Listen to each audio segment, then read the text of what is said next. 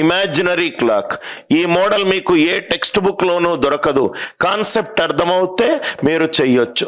ఇది కొంచెము ఈ మధ్య క్యాట్ అండ్ గ్జాట్ ఎగ్జామినేషన్ లో అడుగుతున్నారు, చాలా మంది టఫ్ అనుకుంటున్నారు, బట్ యాక్చువల్ గా easy concept. Method 2 model 2 imaginary clock. Imaginary clock క్వశ్చన్లు ఎలా ఉంటాయంటే, నాకు 3 అదే క్వశ్చన్ 3:40 PM, దీని యాంగిల్ ఎంత? Angle between the 2 hands of a clock. Hour hand కి మినిట్ హ్యాండ్ కి, హెచ్ అంటే అవర్ హ్యాండ్ కన్నా ఎం అంటే minutes hand. Angle between hour hand and minutes hand కావాలి. Imaginary clock of 240 degrees.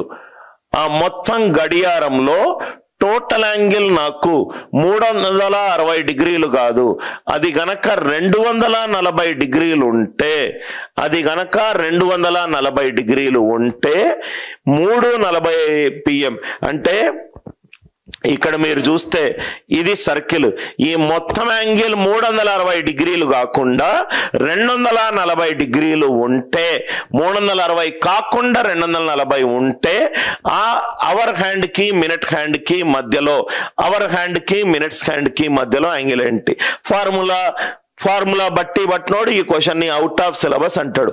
కానీ logical అర్థం చేసుకున్నవాడు, సో ఏమీ చేంజ్ లేదు అంటే 12 గంటలు ఉంది, ఈక్వలెంట్ టు ప్రీవియస్ క్వశ్చన్ లో నాకు 360 degrees, ఇక్కడ జనరిక్ క్లాక్ లో 360 ఉంది, కానీ క్వశ్చన్ లో నాకేమన్నాడు 360 బదులు 240 ఇచ్చాడు. 12 గంటలకు 240 degrees అంటే గంటకు 20 degrees.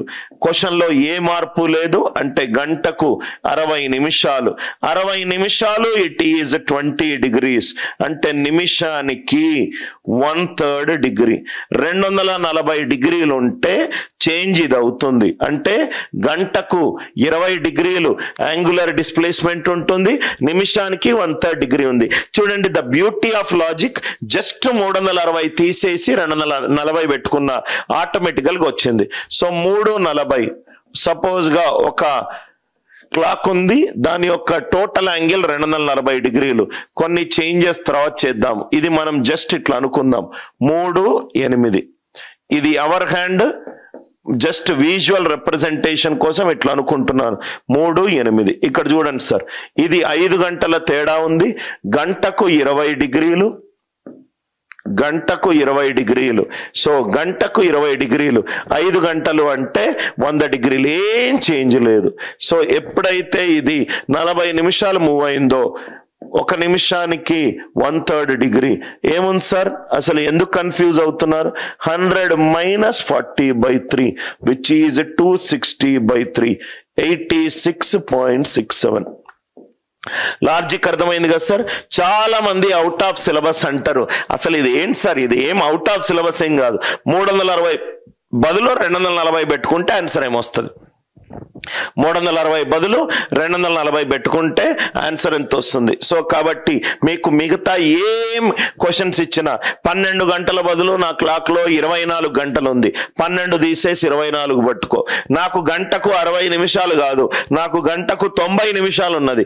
ఎక్కడైతే 60 ఉందో అక్కడ 90 నిమిషాలు పట్టుకో. లాజిక్ అర్థమైంది కదా sir? That is the beauty of having a strong foundation. అందుకే బేసికల్ గా ఫౌండేషన్ మీద మనము ఎక్కువ చేయాలి. నేను మీ ఇంతకుముందు మీకు చెప్పినట్టుగా మీకు 4 ఆప్టిట్యూడ్, ఏ ఎగ్జామ్ తీసుకున్నా, ఇండియన్ ఎడ్యుకేషన్ సిస్టమ్ లో ఏ ఎగ్జామ్ తీసుకున్నా 4 రకాల క్వశ్చన్లు మనం చదువుకునే వరకు కూడా అడుగుతాడు.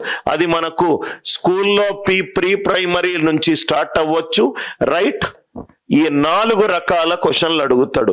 మన ఇండియాలో ఉన్న దౌర్భాగ్యం, దరిద్రం ఏంటంటే మెమరీకి బాగా గొర్రెల మంద, రైట్?